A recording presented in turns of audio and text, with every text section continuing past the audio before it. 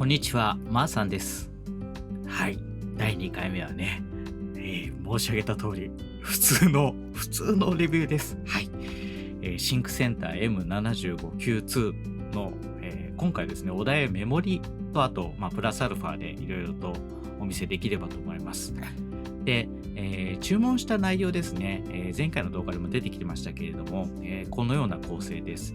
今回はですね、メモリの話なんですけれども、私8ギガで、実際は4ギガのメモリを2つですね、購入いたしました。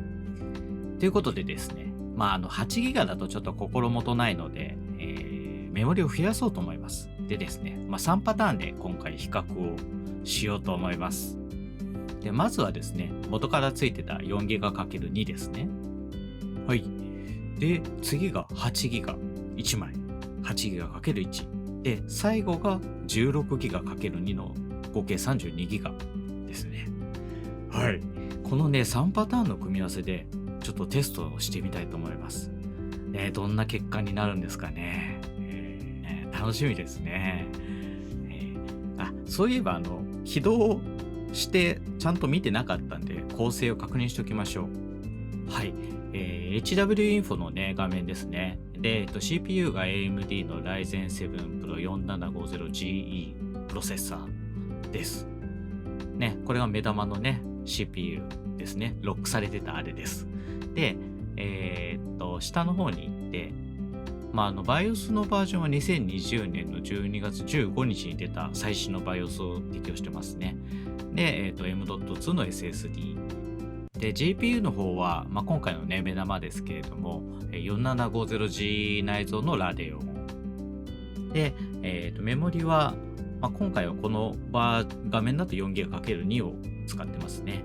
で、レイテンシーは22ぐらい ?22 か。で、Windows 10 Home ですと。で、アイドル時の CPU の温度が39度ぐらいですね。で、下の方がね、ワットチェッカーの画面なんですけど、アイドル時のシステム全体の使用量が15ワットぐらい。めっちゃ低いですね。はい、こんな感じです。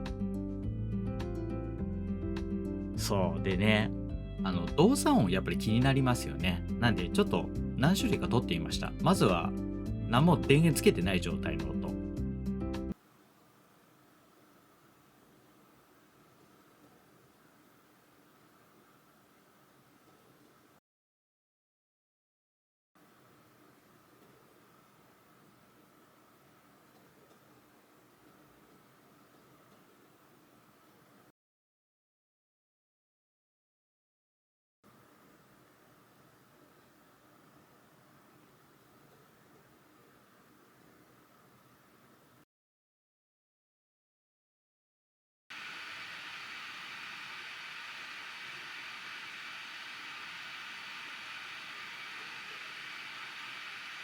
はい、ということで、ちょっと、NAS のね、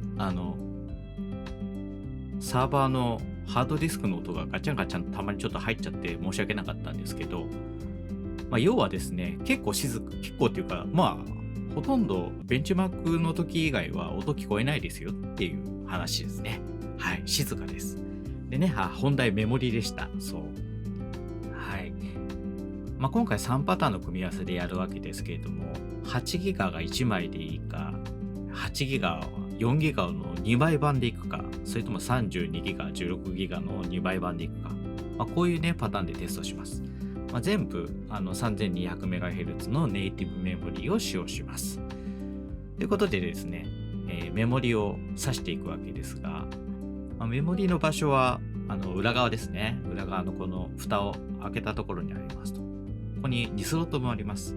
で、もう皆さんね、ここら辺お手の物なんで、こうガチャってすんのはもう大丈夫だと思うんですけど、注意としては、ちっちゃい PC なんで、ノートパソコン用の SODIMM っていうね、やつを使うっていうところですね。はい。で、今回ですね、デュアルチャンネルっていうのをね、ちょっとテストします。で、これはクルーシャルのホームページから取ってきたものなんですけれども、説明文を読むとですね、メモリとメモリコントローラーとの間にさらなる通信チャンネルを追加することでデータ転送速度を増加しますって、なんかちょっと分かるような分かんないような説明なんですけれども、要はですね、メモリを1枚じゃなくて2枚、同じ種類のものを指すとですね、転送速度が2倍まではならないかもしれないけど、結構上がるっていう仕組みですね。で、これがデュアルチャンネルなんですけど、これが効くかどうかっていうところですね。はい。で、メモリのチャンネルがそのシングルかデュアルかっていうのはですね、CPU-Z のメモリのこのチャンネルってところでね、わかります。はい、ということでですね、やりますよ。シネベンチ R20、23、どっちもね、テストしました。で、マルチのテストなんですけれども、青い方が R20 で、オレンジのが R23 ですね。で、上から8ギガ1枚、その下が4ギガ2枚の8ギガ。で、その下が16ギガ2枚の32ギガです。ね、これから見てわかることは、シネベンチだとあんまり差はないと。ね、メモリのそのデュアルチャンネルかシングルかとかっていうのは関係ないですっていう話なのかな。そうみたいですね。で、参考までにね、載せてるんですけれども、M7591 っていう、先代のモデルですね。で、これだとマルチ1677だったみたい。はい。昔のデータ残ってたんですけど、ね、すごい性能差ですね。で、ちなみにこの動画編集してるのは私 3700X なんですけど、なんかそんなに変わんねえなっていう感じですね。ね、TDP35W の統合型にしては頑張ってますよね。で、次が、シングル、シネベンチのシングルのスコアですね。で、青い方が R20 で、オレンジの方が R23 なんですけれども、こちらも先ほどの傾向と同じで、シングルチャンネルだろうが、デュアルチャンネルだろうが、点数はほぼ変わらないです。誤差の範囲ですという話ですね。何気に Ryzen 7の 3700X のシングルスコアが負けてるのが気になりますが、誤差の範囲ですかね。はい。これちなみにね、3700X なんで持ってきたかっていうと、どっちも8コア16スレッドなんですよ。ね。いや、だからなんだっていう話なんですけれども、はい。APU と同じ性能か、私が今作業してるこの PC、変えようかな、CPU。はい。で、次はですね、PC Mark Xっていうね、ベンチマークソフトなんですけれども、そちらで、ベンチマークした結果です。で、これは結構ね、差が出てますね。8ギガ1本のやつが、一番スコアが低い。で、4ギガ ×2 の8ギガバージョンの方がまだ点数高くって、さらに 16×2 の方がさらに点数高いっていうね、結果になりました。はい。PC Mark X は、なんでしょう、総合的な力を見るところなんで、CPU だけじゃなくて、GPU というか、その、画像処理みたいなところも、評価の対象に入ってくるので、おそらくそのメモリの容量によっても結構、なんでしょう、差が出てくるのかなっていうふうに思いました。はい。で、これがね、最後のチャートですけれども、皆さんお待ちかねの、お待ちかねだったかな？ゲーミング性能ですね。それのチェックとして、Firstrike、それからタイムスパイと、あと FF15 のですね、ベンチマーク。これはフル HD の標準品質でやってますけれども、そちらの結果を載せています。ね、ついにデュアルチャンネルが火を吹きましたね。いや、火吹いてるわ、これ。もうこれね、結果明らかですよね。一番上が8ギガ1枚のシングルチャンネル。で、真ん中と、その下、一番下のやつがデュアルチャンネルですけれども、もうこれ明らかに違いますね。性能差が出てる。で、本当に特筆すべきなのは、一番上と真ん中のやつですね。同じ8ギガなんだけど、シングルチャンネルとデュアルチャンネルでここまで差が出るかっていうね、話です。で、面白いなと思ったのは、さらにその容量を増やすとですね、また、なんでしょう、スコアが全然変わってくるっていうころですよね。で、特にFF15 ベンチだと一番低いのは1300点で、次が1745点で、最後2000点超えて、ね、動作困難っていう世界から重いっていう世界に変わりました。どっちにしても重いんですけど、フェーズがちょっと、フェーズというかステージが変わったっていうところで、やっぱりメモリね、載せるなら、16以上の2枚載せといた方がいいと思います。私手元にね 32GB 単発のメモリなかったんですけど、 32×2 の64だったらさらに上がるのかな。でもうちょっとね、さらにやってみたいのは 3200MHz じゃなくて 3600MHz のネイティブメモリだとどうなるかっていうのもね、ちょっと見てみたいですよね。はい。持ってないんですけど、はい。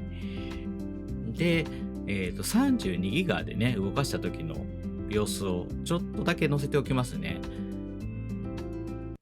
同じベンチマークソフトを入れてらっしゃる方はぜひ比較されてみてはいかがでしょうかということで、左上の方に、FPS 出てますけど、20とかね、21とか、そのくらいですね。このシーンだともう20切っちゃう。でも20超えましたかね。でもやっぱちょっとね、もっさりしてますね、やっぱりね。もうここなんかね、もうちょっと見るに耐えないですね。で、3D マークのね、結果でこれ新しい機能がついてて、他のっていうかゲームだったらどんくらいの与えてますかっていうので、例えば Apex Legends だったら30ちょいちょいだよとか、グランドセフトオート5だったら30未満だよとか、フォートネットだったら、これも30未満かとか、ゲーミング PC じゃないので、そんな期待はしてないでしょうけど、こんな感じです。はい。でもね、そのベンチマークだけじゃ結局わかんないんで、実際の使用感どんな感じなのっていうところで、まず1個はね、トリプルモニターやってみました。ね、私普通はデュアルモニターですけど、トリプルでね、やってみましたよ。で、上2つがですね、4K2 つ、2枚。で、下の方にちょっと見えてるのがフル HD のディスプレイですね。全く問題なし。で、3枚出してると消費電力 45W とか 50W とか、結構いってますな。でね、YouTube の画像を流しながら Yahoo 見てても全然余裕です。快適そのもの。で、次ね、ゲームなんですけれども、もう重いことを受け合いっていうね、いつも私テストしますけど、マイクロソフトのフライトシミュレーター2020で、解像度が 1280×720 のローエンド設定っていうね、もう最低の設定でやってみました。そしたらね、FPS 的には低いんですけど、フライトシミュレーターなんでそんなにね、60とか別に出てなくても遊べちゃうますと。で、そういった意味ではね、この設定だったら全然ね、やれました。できました。別に操作してもそんなにイライラしない。で、これね、東京上空を動いてるっていうか操縦してますけれども、だいたい25から20ぐらいの間で、動いてますね。で、高度を上げると 30fps ぐらいまで上がっていく。でね、こう視点をぐりぐり動かしても、なんかそれなりにね、動いてる風に見えますよね。見えますよねっていうか、動いてます。素晴らしい。だから過度な期待をしなければゲームもできると思います。はい。ということでですね、閉会の挨拶に変わりまして、おまけ画像2つ。まず1つ目はですね、HDR のテストします。でね、4K モニターで HDR っていううちに環境なかったんで、フル HD です。すいません。で、この画像を見ていただければわかると思うんですけれども、HDR を使用するオンってするとですね、ちゃんと色変わりました。はい。で、ちゃんとですね、1920×1080 の 60Hz で、10ビットで HDMI 出力でちゃんと HDR 使いました。でね、著作権的にあれなんで映せないんですけど、YouTube のに上がってる HDR の動画ね、ちゃんと綺麗な色で再生されましたんで、これを対応してますということで良いかと思います。4K が実証できなかったのがね、ちょっと残念です。で、2つ目、これね、残念なんですけど、BIOS がね、まだ煮詰まってないと思うんですよ。で、この BIOS の画面なんですけど、デバイスの中のそのビデオセットアップっていうところですね。で、ここでね、メモリ VRAM だと思うんですけど、設定できそうに見えるじゃないですか。ね、2048にしてもね、立ち上げたら512のままなんですよ。ここね、なんかちょっと変わりそうな気がするんだよね。スコアに響きそうな気がするんだよね。っていうことで、第2回ありがとうございました。チャンネル登録よろしくお願いします。